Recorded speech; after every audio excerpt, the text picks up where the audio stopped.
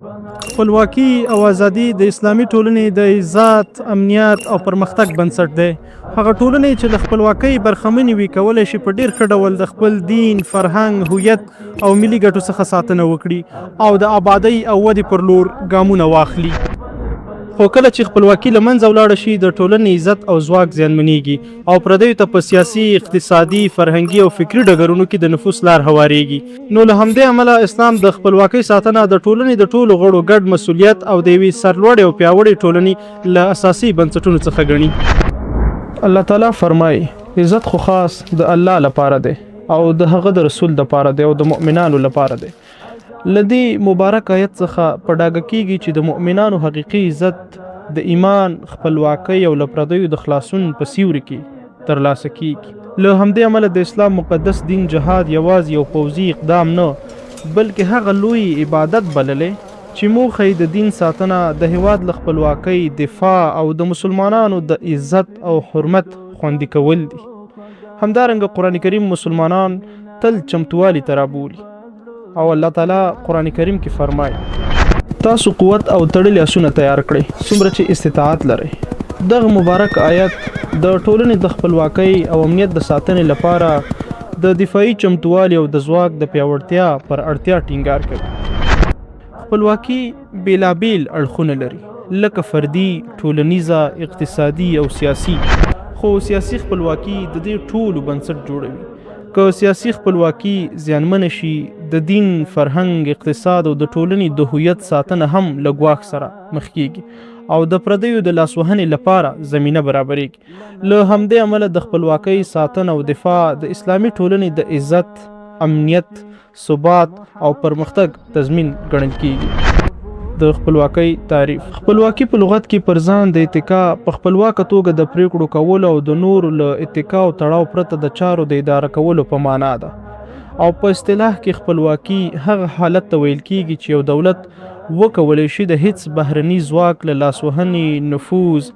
واکمنۍ پرته خپل سیاسي، اداري او اجرایوي چارې په خپلواکه توګه اداره کړي او د خپلو پریکړو او قانوني صلاحیتونو په ترسره کولو کې له بشپړ واک او ملي حاکمیت څخه برخمن وي. د خپلواکۍ اهمیت او مقام. خپلواکي او ازادي د الله تعالی له سترو نعمتونو څخه دي او د ملتونو د عزت، کرامت او پرمختګ بنسټونه ګڼل کیږي. حضرت عمر فاروق رضی الله تعالی عنہ فرمایلی دي تاسو له کومه وخت خلک خپل غلامان ګرځولي دي، حال دا چې میندوی دوی آزاد زیږولي. دا وینا په ښه توګه د انسان د ازادۍ او کرامت لوړ مقام څرګندوي. قرآن کریم هم له ظلم او استبداد څخه خلاصون یو ستر نعمت ګڼي او فرمایي الله تعالی بني اسرائیل د فرعونیانو له ظلم، استبداد او شکنجو څخه خلاص کړل. له ایمان وروسته خپلواکي، ازادي او امنیت د الله تعالی له سترو نعمتونو او د ملتونو د عزت، کرامت او پرمختګ له مهمو بنسټونو څخه دي. هیڅ ټولنه له رښتینې خپلواکۍ پرته نشي کولای چې خپل دین، هویت، فرهنګ او ملي ګټې خوندي وساتي. د دې ستر نعمت شکر یوازې په ژبه نه ادا کیږي بلکې د خپلواکۍ په ساتنه، د ملي یووالي په ټینګښت، د مسؤلیت پالنې په احساس او د پردیو د نفوذ د مخنیوي له لارې عملي کیږي. خپلواکي د ټولنې د امنیت، عدالت او پرمختګ تضمین دی او له لاسه ورکول یې د پردیو د واکمنۍ، د ملي عزت او حقونو د ضایع کېدو او د ملت د خپل برخلیک د ټاکلو د حق د محدودېدو لامل ګرځي. د خپلواکۍ حکم. د اسلام له نظره د خپلواکۍ ساتنه دوه حالتونه لري. لومړی حالت په عادي شرایطو کې د خپلواکۍ ساتنه فرض کفایي ده، یعنی که د مسلمانانو یوه ډله د ټولنې د خپلواکۍ د ساتنې مسؤلیت په سمه توګه ترسره کړي نو دا وجیبه له نورو مسلمانانو څخه ساقطیږي. دوهم حالت، که اسلامي خاوره د دښمن له اشغال یا یرغل سره مخ شي نو د هیواد د ازادۍ او خپلواکۍ د بیرته ترلاسه کولو لپاره دفاع فرض عین ګرځي. یعنی هر هغه مسلمان چې د دفاع توان او وس ولري مکلف دی چې د خپلې وړتیا او امکاناتو په اندازه د هیواد په دفاع او د خپلواکۍ په اعاده کې ونډه واخلي. علامه کاسانی رحمه الله فرمایي که د عمومي جهاد اعلان نه وي شوی دفاع فرض کفایي ده، خو که د جهاد عمومي بلنه ورکړل شي یا دښمن پر اسلامي خاوره برید وکړي نو دفاع او د خپلواکۍ بیرته ترلاسه کول فرض عین ګرځي او پر هر هغه مسلمان چې د جهاد توان ولري واجبېږي چې د اسلامي خاورې په دفاع کې برخه واخلي. د دې حکم بنسټ د الله تعالی دا فرمان دی تاسو غزا ته وځئ په داسې حال کې چې سپک یې او درانه او په خپلو مالونو او ځانونو سره د الله په لار کې جهاد کوئ دا تاسو لپاره ډیر غوره دی که تاسو پوهیږئ له دغې مبارک آیت څخه په ډاګه کیږي چې کله اسلامي خاوره له یرغل سره مخ شي او د دفاع اړتیا رامنځته شي نو د توان او وس مطابق د هیواد د دفاع او د خپلواکۍ ساتنه د مسلمانانو شرعي مسؤلیت ده د قرآن کریم له نظره خپلواکي الله تعالی انسان آزاد او باعزته پیدا کړي او د دین ځان مال عقل او نسل ساتنه د اسلامي شریعت له اساسي موخو څخه ګرځولې ده له همدې امله الله تعالی فرمایي او له دوی سره وجنګېږئ تر هغه چې فتنه یعنی د کافرانو زور پاتې نشي او دین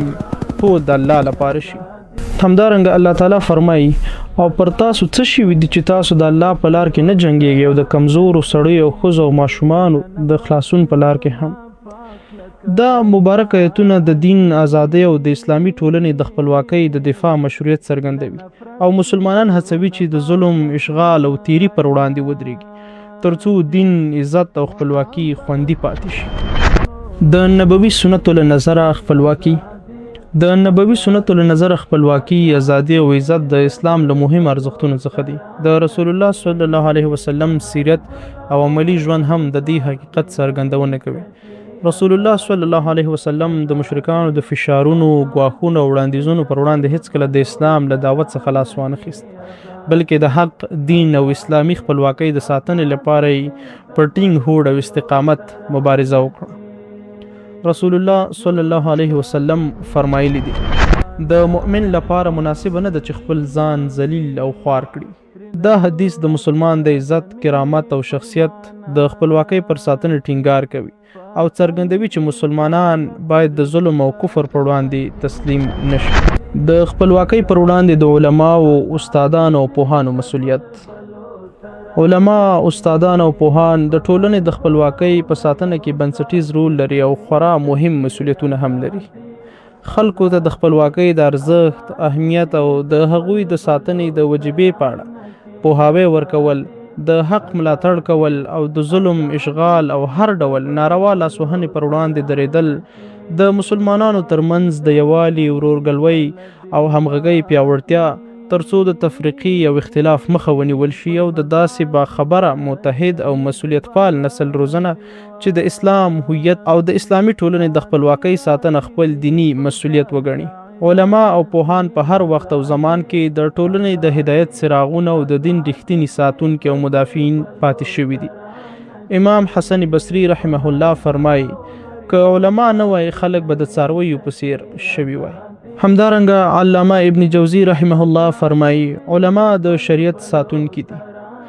د دغو ارزښتناکو ویناو پر بنسټ د علماو او پوهانو مسؤلیت یوازې تدریس او د شرعي احکامو بیانول نه دي بلکې د شریعت په چوکاټ کې د هغه نظام ساتنه پیاوړتیا او ملاتړ د دوی له سترو دیني او ټولنیزو مسؤلیتونو څخه شمیرل کیږي چې د اسلام د سپېڅلو اصولو او ارزښتونو پر بنسټ قایم وي ځکه د اسلامي نظام ساتنه په حقیقت کې د اسلامي شریعت ساتنه او پالنه ده د خپلواکۍ پر وړاندې د محصلانو او طلباو مسؤلیت محصلان او طلبا هم د هیواد د خپلواکۍ په ساتنه کې مهم مسؤلیت لري هغوی باید د دینی او عصري علومو په زده کړه کې کوښښ وکړي په ځان کې د دین او ټولنې د خدمت روحیه پیاوړې کړي او له فراغت وروسته خپله پوهه مهارت او تخصص د هیواد د آبادۍ د ټولنیزو ستونزو د حل د خپلواکۍ د ټینګښت او د اسلامي ټولنې د پرمختګ لپاره وکاروي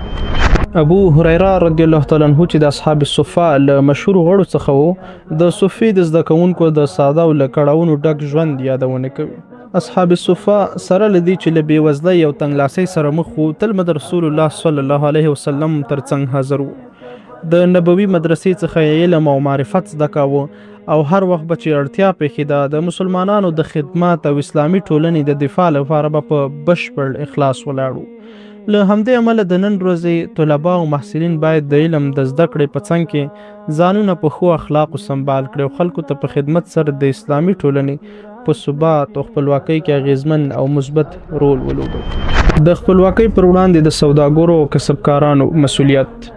سوداګر او کسبکاران باید له کورنیو تولیداتو ملاتړ وکړي، په هیواد کې پانګونه زیاته کړي، سالم او رښتینی سوداګري ترسره کړي او له درغلۍ، احتکار او ربا څخه ډډه وکړي ترڅو د هیواد اقتصادي خپلواکي پیاوړې او ملي اقتصادي وده ومومي. د اسلامي تاریخ په لومړیو کې سوداګر او د بازار خلک یوازې د خپلو شخصي ګټو په فکر کې نه وو، بلکې خپله شتمني او اقتصادي توان د اسلامي ټولنې د خدمت، د اړمنو د لاسنیوي او د مسلمانانو د پیاوړتیا لپاره وقف کړي وو.